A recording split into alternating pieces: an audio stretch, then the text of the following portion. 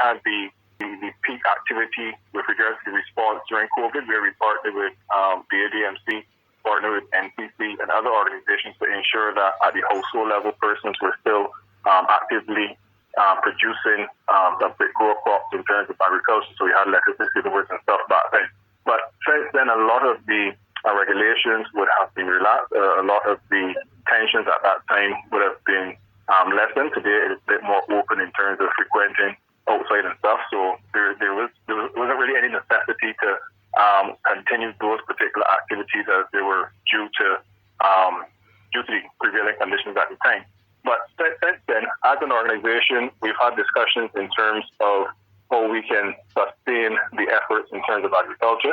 And within my new capacity, sitting in the Senate and having a bit more access to key players within the particular ministry or the minister as well, I think that role, along with the Farm Finder, would have enhanced our approach in terms of adding value to the whole discussion of food security.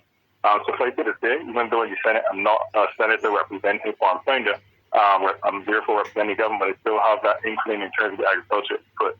So we've been focusing primarily on the efforts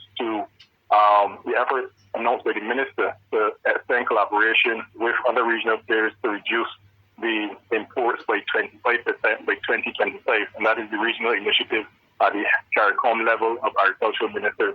So what we're actually looking at is we're looking at the details with regards to how Barbadians is going to have this joint program of food sustainability with Guyana, which I think is a very important step, and also to see how we can tailor the discussions at the policy level to ensure that persons recognize that food security in 2022 is no longer a factor of how much you can produce locally, but is also a factor of ensuring that there is sustainability within the region, particularly in those entities that don't face the same risk that we face.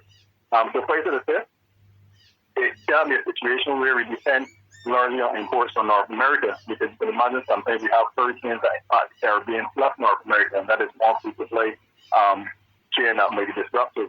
However, places like Guyana, it is highly unlikely that any hurricane that hits Barbados is going to hit Guyana at the same time. And therefore, the relationship and strengthening the relationship between Barbados and Guyana is more strategic in terms of agriculture, just having the friendly gestures with the head and the head as well. And also Suriname, other countries around that. So those discussions we're having indirectly through myself. I've had some discussions with the minister with regards to food security, and we're having those discussions to see how to add value as an organization to strengthen the efforts of our to become food secure. Keeping in mind that we are also fundamentally focused on the fact that food security is premised on three things. One is availability of food, accessibility of food, and the third one is the utilization of food. And we want to help, if possible, to present any key performance indicators to tell us a true story as to how we're progressing towards that maximum achievement target of food security.